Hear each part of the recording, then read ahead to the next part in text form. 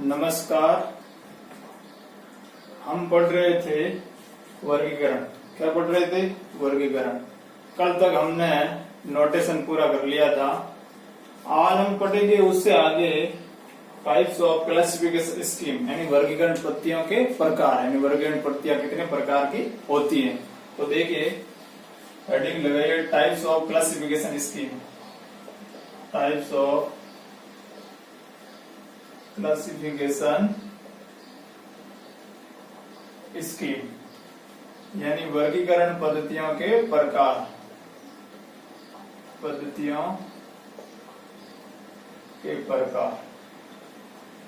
वर्गीकरण पद्धतियां 6 प्रकार की होती है। कितने प्रकार की होती है? वर्गीकरण पद्धतियां 6 प्रकार की होती है। कितने टाइप होते हैं वर्गीकरण पद्धतियों के? 6 प्रकार। पहला है परिगणनात्मक गणनात्मक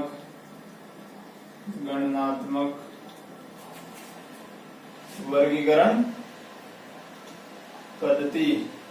परिगणनात्मक वर्गीकरण पद्धति इसको कहते हैं न्यूमरेटिव क्लासिफिकेशन स्कीम।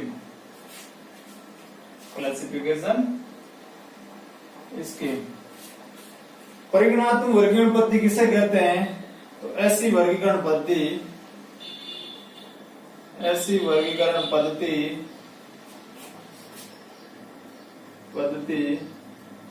जिसमें ज्ञान जगत के समस्त विषयों, यानी समस्त विषय मतलब प्रेजेंट के विषय, जो पास्ट में जा चुके वो विषय, जो फ्यूचर में आने वाले विषय, यानी ऐसी वर्गीकरण पद्धति जिसमें ज्ञान जगत के समस्त विषयों के क्लास नंबर या वर्ग संख्या, आप कह सकते हैं वर्ग संख्या पहले से ही बनाए हो, यानी कोई भी सब्जेक्ट आने वाला है उससे पहले से ही उसके वर्ग संख्या बना ली गई हो। ऐसी वर्गीकरण पद्धति क्या कहलाती है? परिगणनात्मक वर्गीकरण पद्धति कहलाती है, या पूर्णतः परिगणनात्मक पद्धति कहते हैं।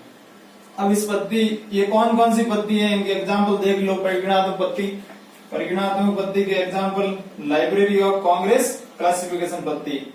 ये कब आई थी? लाइब्रेरी ऑफ कांग्रेस 1904 में। तो आपको एग्जाम में पूछेंगे कि निम्न में से परिगणनात्मक पद्धति है, तो लाइब्रेरी ऑफ कांग्रेस क्लासिफिकेशन। दूसरी पद्धति है राइडर इंटरनेशनल क्लासिफिकेशन स्कीम, यानी राइडर इंटरनेशनल क्लासिफिकेशन स्कीम। ये भी एक परिगणनात्मक पद्धति यानी न्यूमरेटिव क्लासिफिकेशन स्कीम है। तो ये दोनों एग्जाम्पल आप याद रखना, ये दोनों पद्धतियों के आपको पूछ सकते हैं क्या निम्न में से परिगणनात्मक पद्धति। दूसरी पद्धति देखते हैं लगभग परिगणनात्मक पद्धति। दूसरी पद्धति कौन सी है? लगभग परिगणनात्मक पद्धति। लगभग यानी ऑलमोस्ट,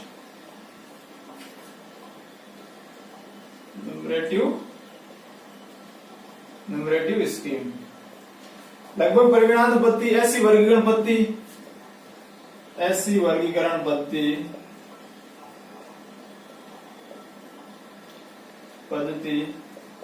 जिसमें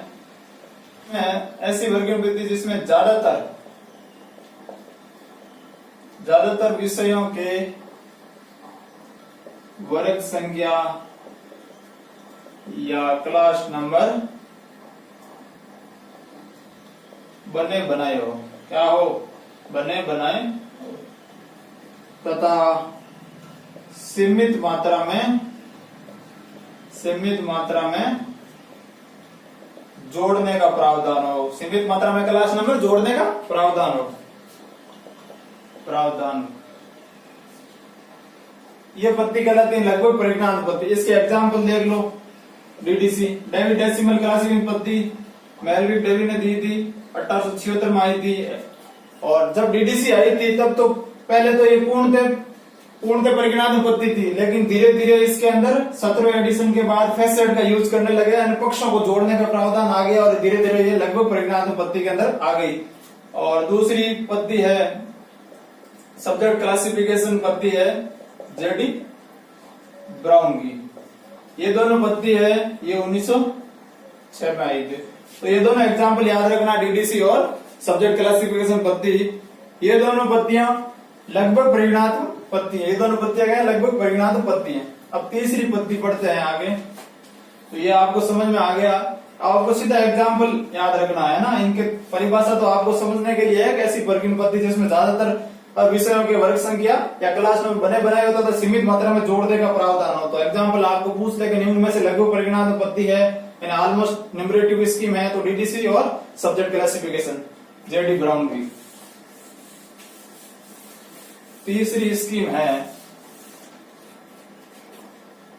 तीसरी है लगभग पक्षात्मक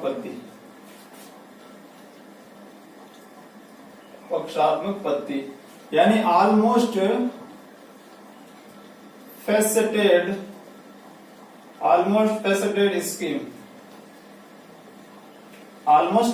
स्कीम। ऐसी वर्गीकरण पद्धति जिसमें सीमित मात्रा में पक्षों को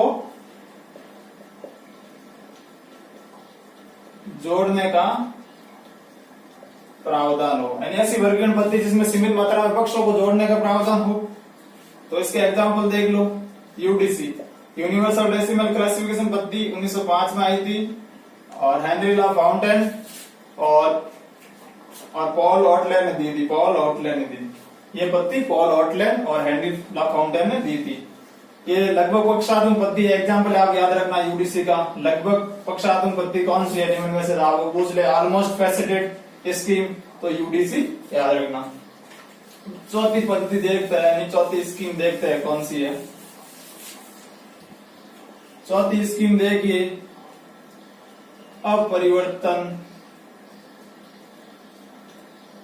पक्षात्मक पद्धति। अपरिवर्तन पक्षात्मक पद्धति यानी रिजिडली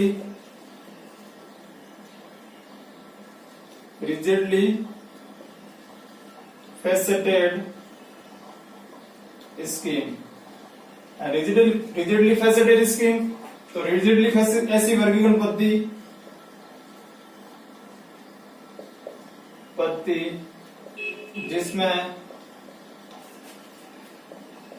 पक्षों तथा उनकी क्रम संख्या में परिवर्तन नहीं किया जा सकता था। ऐसी वर्गीकरण पद्धति जिसमें पक्षों तथा उनकी क्रम संख्या में परिवर्तन नहीं किया जा सकता, यानी पक्षों का प्रावधान है, पक्षों के साथ उनकी क्रम संख्या में परिवर्तन नहीं किया जा सकता। ऐसी वर्गीकरण पद्धति। इसके एग्जाम्पल याद रखना, कॉलम क्लासिफिकेशन स्कीम, यानी कॉलम क्लासिफिकेशन पद्धति की फर्स्ट एडिशन, सेकेंड और थर्ड एडिशन। फर्स्ट एडिशन आया था 1933 के अंदर, सेकेंड एडिशन 1939 के अंदर और थर्ड एडिशन 1950 के अंदर। ये तीनों याद रखना, फर्स्ट, सेकेंड और थर्ड। सीसी के तीनों एडिशन, प्रथम तीन एडिशन किस में आते हैं? अपरिवर्तन पक्षात्मक पद्धति के अंदर, रिजिडली फेसेड स्कीम के अंदर आते हैं। तो ये आपको एग्जाम में पूछ सकता है, इंपॉर्टेंट है। सीसी के प्रथम तीन एडिशन आते हैं, किस में आते हैं? कौन सी स्कीम में आते हैं? अपरिवर्तन पक्षात्मक पद्धति में आते हैं। इसी तरह देखिए चौथी तो पूरी होगी अपरिवर्तन पक्षात्मक। पांचवी देखते हैं स्कीम। पांचवी है लगभग मुक्त पक्षात्मक पद्धति, यानी ऑलमोस्ट फ्रीली फेसेटेड स्कीम। लगभग मुक्त पक्षात्मक पद्धति यानी ऐसी वर्गीकरण पद्धति पद्धति जिसमें सीमित मात्रा में पक्षों तथा उनकी क्रम संख्या में परिवर्तन किया जा सकता था। उनकी क्रम संख्या में परिवर्तन किया जा सकता था। सीसी के चौथा पांचवा एडिशन यानी 5th एडिशन, 6th एडिशन और 6th रीप्रिंट एडिशन, इन चारों एडिशन में, ये चारों एडिशन किस में आते हैं? लगभग मुक्त पक्षानुपत्ति है, ऑलमोस्ट फ्रीली फेसेड स्कीम आते हैं। चौथा एडिशन 1952, ये 1957 और छठा आया 1960 और रीप्रिंट आया 1963। तो आपको याद रखना है सीसी के 4 एडिशन यानी 4 से लेकर 6 रीप्रिंट तक लगभग मुक्त पक्षानुपत्ति के अंदर आते हैं। और ये पॉसिबिलिटी किस कारण से हुई थी और कारण पूछ ले तो सीसी के 4th एडिशन के बाद यानी 4th एडिशन के बाद राउंड एंड लेवल का प्रयोग किया गया। राउंड और लेवल यानी हम आगे राउंड और लेवल के बारे में पढ़ेंगे। आवर्तन और स्तर का प्रयोग किया गया सीसी के 4th एडिशन में। उसके बाद से ये लगभग मुक्त पक्षानुपत्ति हो गई, जिसके कारण सीमित मात्रा में पक्षों तथा उनकी क्रम संख्या में परिवर्तन करना पॉसिबल हो गया। तो क्या कारण था? राउंड और लेवल यूज करने के कारण ये लगभग मुक्त पक्षानुपत्ति हो गई। अब छठी पद्धति देखते हैं, लास्ट स्कीम देखते हैं।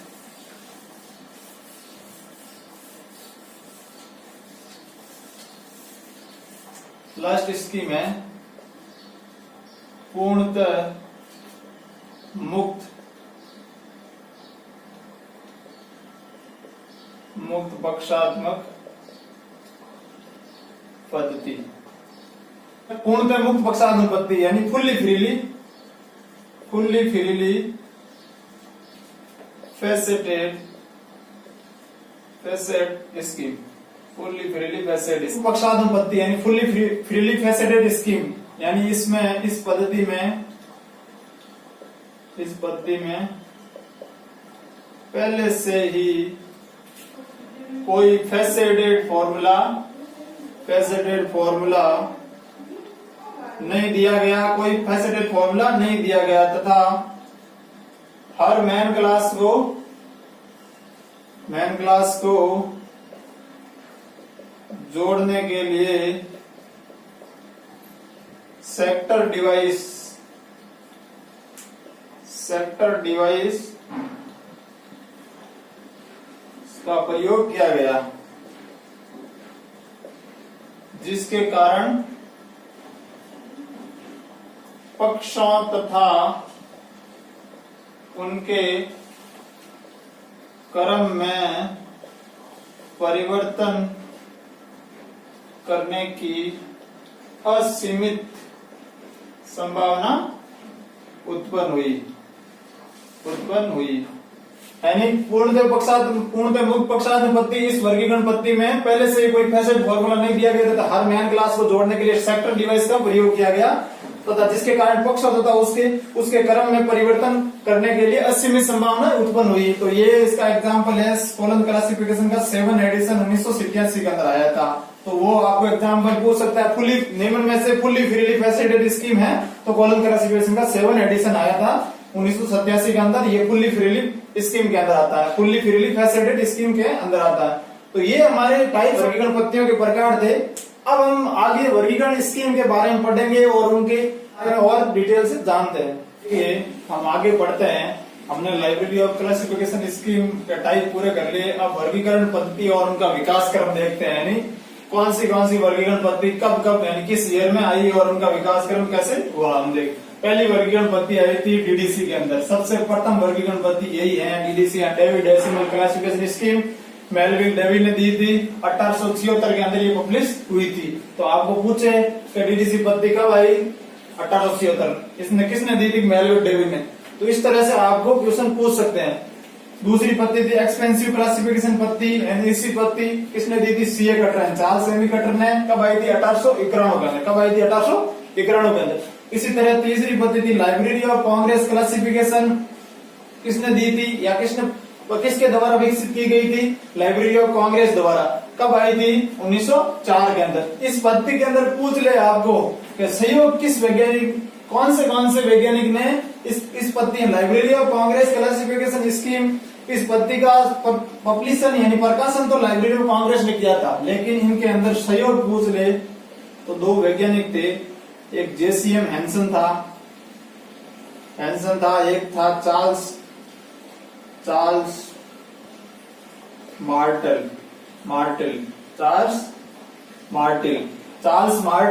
और जेसीएम हैंसन, दोनों वैज्ञानिकों ने इस पद्धति के अंदर सहयोग किया था, यानी library of Congress classification scheme के अंदर। कब आई थी? 1904 के अंदर। डेट पूछा तो 1904 के अंदर। चौथी पद्धति यूडीसी यानी यूनिवर्सल डेसिमल क्लासिफिकेशन स्कीम, ये किसने दी थी या विकसित की? पॉल ओटलेट और हेनरी डी ला फाउंटेन ने। कब आई थी? 1905 के अंदर। डेट पूछे तो 1905। इसी तरह सब्जेक्ट क्लासिफिकेशन स्कीम, ये जेडी ब्राउन की थी, यानी जेडी ब्राउन द्वारा विकसित की गई थी। कब आई थी? 1906 के अंदर। 1906। डेट पूछे तो 1906। एक सातवीं पद्धति है column classification scheme. Column classification scheme किसकी थी? रंगानाथन की थी। ये भारत के थे रंगानाथन, तो ये भारत की पद्धति थी, यानी भारत के निवासी रंगानाथन द्वारा विकसित की गई ये पद्धति थी कॉलम क्लासिफिकेशन। बाकी सभी ये विदेशी है, हमारे भारतीय एक ही है रंगानाथन। तो ऐसा रंगानाथन की कॉलम क्लासिफिकेशन स्कीम आई थी 1933 के अंदर। कब आई थी? 1933 के अंदर पब्लिश हुई थी। आठवीं पद्धति है bibliography classification scheme. Bibliography classification scheme Henry bliss की थी। किसकी थी? हेनरी ब्लिस की थी। कब आई थी? 1935 के अंदर। आपको डेट पूछा तो 1935। इसी तरह राइडर इंटरनेशनल क्लासिफिकेशन स्कीम आई थी। Rider international classification scheme F W Rider की थी। किसकी थी? एफडब्ल्यू राइडर की थी 1961 के अंदर। डेट पूछे तो 1961 के अंदर एफडब्ल्यू राइडर, और डेट पूछे तो 1961 के अंदर। एक थी पद्धति, लास्ट पद्धति है बीएसओ यानी ब्रॉड सिस्टम ऑर्डरिंग पद्धति। ब्रॉड सिस्टम ऑर्डरिंग पद्धति किसने दी थी? ब्रॉड ने दी थी। कब आई थी? 1978 के अंदर। ये वर्गीकरण पद्धतियां थी, उनका विकास क्रम था। आपको यहाँ मैचिंग वाले क्वेश्चन है, मिलान कीजिए सूची फर्स्ट और सूची सेकंड को। इस तरह एक तरफ पद्धति दे सकते हैं, एक तरफ डेट दे सकते हैं, या एक तरफ पद्धति देके दूसरी तरफ उसको विकसित करने वाले वैज्ञानिकों के नाम दे सकते हैं, किसने विकसित की या किसके द्वारा पब्लिश की गई उसके नाम दे सकते हैं। इस तरह से यहाँ से क्वेश्चन आ सकते हैं। ये इंपॉर्टेंट है, आपको ध्यान रखना है पद्धतियों के बारे में, क्वेश्चन पूछ सकते हैं। अब हम आगे विशेष जगत की स्ट्रक्चर के बारे में पढ़ेंगे, यानी सब्जेक्ट को किस तरह से विभाजित किया गया विशेष जगत के अंदर, यानी ज्ञान जगत के अंदर, उसके बारे में जानते हैं। कि हम पढ़ते हैं विशेष जगत की संरचना के बारे में, स्ट्रक्चर ऑफ यूनिवर्स सब्जेक्ट के बारे में। अनेक मुख्यतः 3 भागों में बांटा। कितने भागों में बांटा है? 3 भागों। विशेष जगत की संरचना को विद्वानों ने मुख्यतः 3 भागों में बांटा है। पहला है द्वि विभाजन, दूसरा है डेका विभाजन यानी 10 विभाजन, तीसरा है पॉलीऑटोमी यानी बहु विभाजन, तीसरा बहु विभाजन यानी द्वि विभाजन, 10 विभाजन, बहु विभाजन। 3 भागों में बांटा है। द्वि विभाजन का मतलब विशेष जगत में, यानी इस द्वि विभाजन में विशेष जगत को पहले 2 भागों में बांटा जाता है तथा पुनः 2 भागों में, पुनः 2 भागों में, इस तरह से ये चलता रहता है। पहले 2 भागों में, पुनः 2 भागों में, 2 भागों में, यानी जैसे बायोलॉजी हो गया द्वि विभाजन में बायोलॉजी को 2 भागों में बांटा, जूलॉजी और बॉटनी के अंदर। बॉटनी को 2 भागों में बांटा, फ्लावरिंग प्लांट और नॉन फ्लावरिंग प्लांट, यानी इस तरह से 2 विभाजन की पड़ता है। ये द्विविभाजन स्कीम या द्विविभाजन स्ट्रक्चर ऑफ यानी विशेष जगत को 2 भागों में बांटने की ये सबसे पुरानी पद्धति है, सबसे पुरानी व सबसे सरल पद्धति है। यानी सबसे पुरानी स्कीम थी द्विविभाजन और सबसे सरल पद्धति है द्विविभाजन में बांटने की प्रथा। सबसे पुरानी और सबसे सरल पद्धति है, यानी वर्गीकरण की पद्धति है, द्विविभाजन की वर्गीकरण पद्धति है। दूसरा है 10 विभाजन या डेका विभाजन। 10 विभाजन या डेका, इसमें विशेष जगत की संरचना को पहले 10 भागों में बांटा जाता है, पुनः 10 भागों में, पुनः 10 भागों में। जैसे इसका एग्जाम्पल है डीडीसी, इंपॉर्टेंट याद रखना, डीडीसी को 10 भागों में, डीडीसी की मैन क्लास को यानी फर्स्ट समरीज को 10 भागों में बांटा, इसी तरह सेकंड समरीज को 100 भागों में, फिर 100 भागों को 10 भागों में बांटा, इसी तरह थर्ड समरीज को 100 भागों में, फिर इसी तरह 100,000 थर्ड समरीज को 1000 भागों में डिवाइड किया। डीडीसी की थर्ड समरीज को 1000 भागों में डिवाइड किया, फिर थर्ड समरीज को फिर 1000 भागों में 10 भागों में डिवीजन किया। इस तरह से डेका वर्गीकरण पद्धति अपनाएगी डीडीसी के अंदर। और बहुविभाजन का एग्जाम्पल है जिसे अनेक भागों में विभाजित किया गया। एग्जाम्पल है कॉलम क्लासिफिकेशन। कॉलम क्लासिफिकेशन की मेन क्लास को अनेक भागों में विभाजित किया गया है। इसी तरह ये इसका एग्जाम्पल हो गया बहुविभाजन का एग्जाम्पल। तो आपको एग्जाम्पल पूछ सकते हैं कि 10 विभाजन का एग्जाम्पल, बहुविभाजन का एग्जाम्पल, यानी डीडीसी और कॉलम क्लासिफिकेशन। ये विषय जगत की संरचना के बारे में था। सबसे पहले टाइप्स ऑफ क्लासिफिकेशन स्कीम के बारे में पढ़ा, फिर वर्गीकरण पद्धतियों और उसके विकास क्रम के बारे में पढ़ा, और फिर विषय जगत की संरचना के बारे में पढ़ा। तो हम नेक्स्ट वीडियो के अंदर कल कॉल नंबर के बारे में पढ़ेंगे। धन्यवाद।